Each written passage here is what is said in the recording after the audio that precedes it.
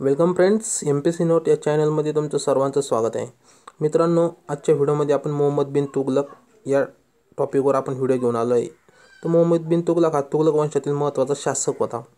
यांनी जवळजवळ 26 वर्ष राज्य केले. कालखंड त्याचा 1325 ते 1351 दरम्यान होता.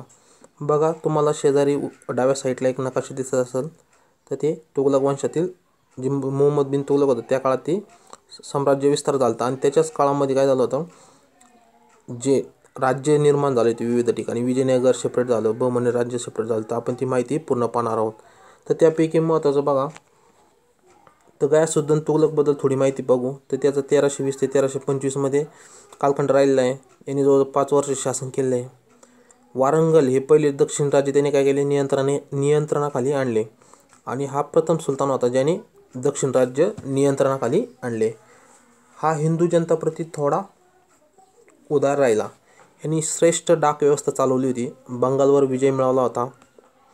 नंतर हनुच दिल्ली दूर असतं किंवा दिल्ली अजूक लांब आहे. ज्यावेळी बंगाल विजय प्राप्त झाल्यानंतर ज्यावेळी तो घरी चालला होता त्यावेळी तिथला एक शासक होता, शासक नव्हता तर त्यांच्या दिल्लीतला एक व्यक्ती होता मुसलमान. त्या व्यक्तीला आणि त्याचं काही पटत नव्हतं. तर त्यांनी त्यावेळी कमेंट मारली होती की अनुज दिल्ली दूर असतं म्हणजे दिल्ली अजूक लांब आहे, त्याच्यामुळे तुम्ही जास्त हे नका. आणि जाता जाताच काय झालं, त्याचा मृत्यू झाला होता. तर हे या सुलतानाला म्हटलेलं होतं. आता मेन टॉपिकवर येऊ आपण, मोहम्मद बिन तुगलक. बघा, मोहम्मद बिन तुगलक याची डायग्राम शेजारी दिल्ली बघा. त्याचा कालखंड राहिला 1325 ते 1351. जवळजवळ 26 वर्ष यांनी काय केलं, शासन केलेलं आहे बघा, उत्तर भारतात किंवा दक्षिण भारतात. पण मग दक्षिण भारत एवढा काय त्याच्या अंडरमध्ये नव्हता. याच्याच काळामध्ये काय झालं, यांनी अनेक योजना राबवल्या होत्या. आणि याच्याच काळामध्ये अनेक काय झालं, ते जे साम्राज्य होतं ते काय झालं होतं, अनेक भागामध्ये सुद्धा वाटलं होतं. तर बघा, त्याच्याबद्दल माहिती आपण पाहू. तर बघा, याचा उल्लेख हा राजमुद्री जे अभिलेख आहे त्यामध्ये याला जगाचा खान म्हटलं आहे. कारण याला जग जिंकायचे स्वप्न होतं. आणि याला इतिहासकारांनी एक सांगितलं की स्वप्नशील किंवा पागल किंवा रक्तपिसा असं म्हटलं. कारण यांनी प्रयत्न खूप केले जग जिंकण्यासाठी.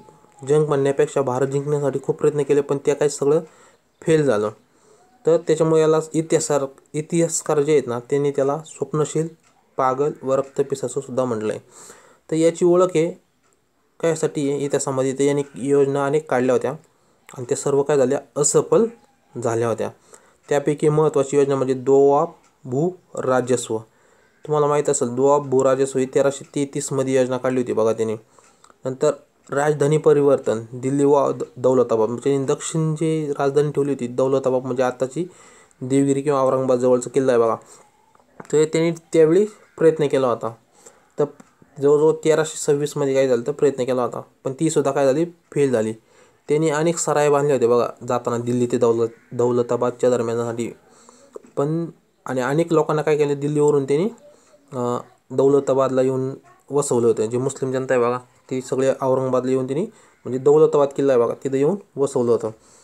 पण ती सुद्धा काय झाली, योजना फेल झाली. नंतर खुरासान अभियान सुरू केलं होतं, जे गजनी व काबूलवर नियंत्रण करण्यासाठी. तिथे शासक होते बघा, तर पण ते सुद्धा फेल झालं. नंतर मुद्रा बदल केले होते, कारण त्याला त्यावेळी ना चांदी कमी पडली होती. त्या जागी त्यांनी काय केलं, तांब्याचे जे नाणे आहेत मुद्रा, तर त्यांनी ते सुरू केलं होतं.